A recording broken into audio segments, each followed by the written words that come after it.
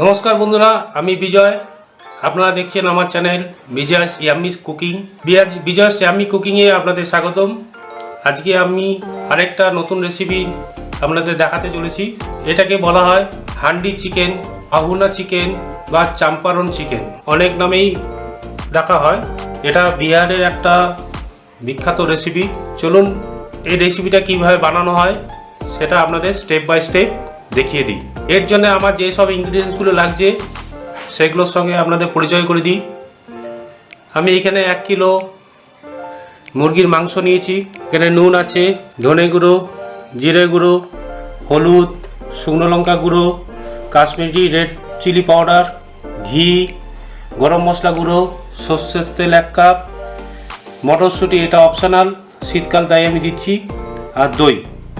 তারপরে আছে পেঁয়াজ কুচি, আলু কুচি, তেজপাতা, টমেটো কুচি, আর এখানে আছে আদা রসুন পেস্ট আর কাঁচা লঙ্কা কুচি। এই রেসিপিটা বানানোর জন্য সবথেকে মেন জিনিস হচ্ছে হান্ডি বা হাঁড়ি, আমরা বাংলায় বলি। তো আমি এখানে একটা মিডিয়াম সাইজে হাঁড়ি নিয়েছি, তার উপরে একটা ঢাকনা নিয়েছি, আর ঢাকনার উপরে আমি কিছুটা আটা মাখা নিয়েছি, এটাকে যখন রান্না হবে সিল করার জন্য। এবারে first step, second step, third step এইভাবেই আমি আপনাদের দেখাবো স্টেপ বাই স্টেপ। তো চলুন প্রথম স্টেপের দিকে আমরা যাই। প্রথম স্টেপ হচ্ছে এই হাঁড়িটাকে খুব ভালোভাবে পরিষ্কার করতে হবে, জল দিয়ে ধুতে হবে, ভেতর থেকে যত বালি আছে সব বার করে নিতে হবে। আর হাঁড়ির পেছন সাইডটা আমি কাদা মাখিয়ে দেবো যাতে হাঁড়িটা বেশি তাপে ফেটে না যায়। চলুন তাহলে প্রথমে হাঁড়ির স্টেপটা দেখাই। আমি আমাদের বেসিনে এসেছি, বেসিনে এসে প্রথমে হাঁড়িটাকে ভালোভাবে ধুচ্ছি। সেম প্রসেসে আমি এই হাঁড়ির ঢাকনাটাকেও ধুয়ে নিচ্ছি। আমার ধোয়া কমপ্লিট। এইভাবে আমি হাঁড়ির তলায় কাদা নিয়ে এসেছি, কাদা মাখিয়ে দিচ্ছি। এবারে এই কাদাটাকে আপনাদের শুকিয়ে নিতে হবে। রোদ্দুরে 15 মিনিট রাখলে কাদাটা শুকিয়ে যাবে, কিন্তু আমার কাছে অত টাইম নেই, তাই আমি এটা গ্যাসের ওভেনে কাদাটাকে শুকিয়ে নিচ্ছি। ওভেনে আমার কাদাটা শুকানো হয়ে গেছে। এইভাবে কিছুক্ষণ এটাকে রেখে দেবো। এরপরে সেকেন্ড স্টেপ, মাংস ম্যারিনেশন, সেটা দেখাই। চলুন।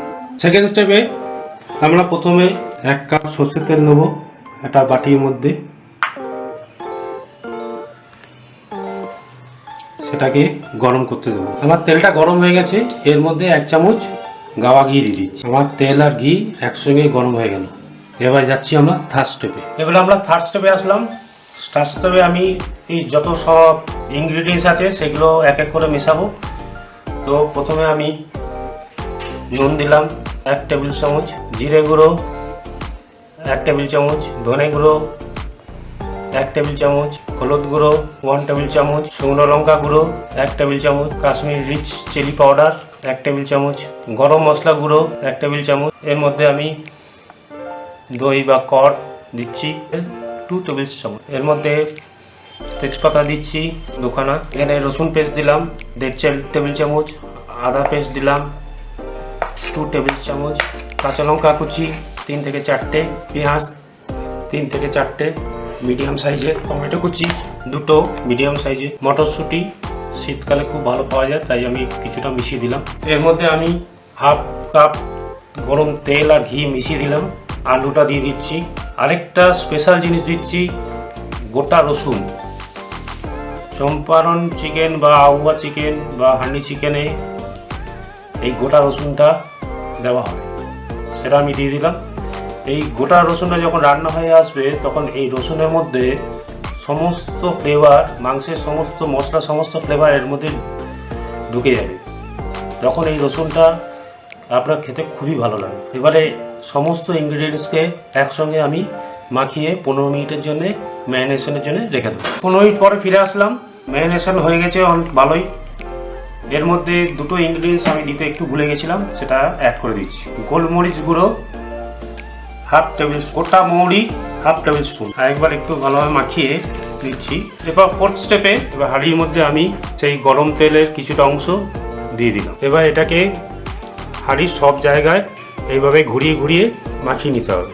তাহলে কি হবে, মাটি যতটা তেল শোকার প্রথমেই নিয়ে নেবে, সেকেন্ড টাইম আরও অতটা তেলটা চুষে নেবে। ফিফথ স্টেপে সমস্ত মাংস, ম্যারিনেটেড মাংসগুলো আমি দিয়ে দিচ্ছি। সবথেকে গুরুত্বপূর্ণ কথা হচ্ছে এই চাম্পারন চিকেন বা আহোনা চিকেন বা হান্ডি চিকেনে কোনো জল ব্যবহার করা হয় না। মাংস থেকে যে জল বেরোয় সেই জলেই পুরো রান্নাটা কুকিং হবে। এবার চলুন এটাকে আমি সিল করি, আটা দিয়ে ঢাকনাটা সিল করে আমি লো আছে এই হাঁড়িটাকে বসিয়ে দেবো 45 মিনিট থেকে 1 ঘন্টা। চলুন লাস্ট স্টেপে যাওয়া যাক। আফটার 10 মিনিটস আমি একটা কাপড় নিয়েছি, কাপড়ের সাহায্যে এইভাবে ধরলাম। একটু সাবধানে করবেন, নাহলে গরম সেঁকা লাগতে পারে। তো হাঁড়িটাকে একবার এইভাবে মাংসগুলোকে জাস্ট উলট পালট করে দিতে হবে। আবার বসিয়ে দিলাম, আবার এইভাবে সেম প্রসেসে 10 মিনিট অন্তর করতে হবে। আফটার 45 মিনিটস টু 1 আওয়ার্স আমার মাংসটা আশা করি সিদ্ধ হয়ে গেছে। আমি আপনাদের দেখাই, এইভাবে আস্তে আস্তে করে আটার যে লেয়ারটা সেটা কেটে দিতে হবে। আস্তে করে জিনিসটা করে দিলে দেখুন এরকম।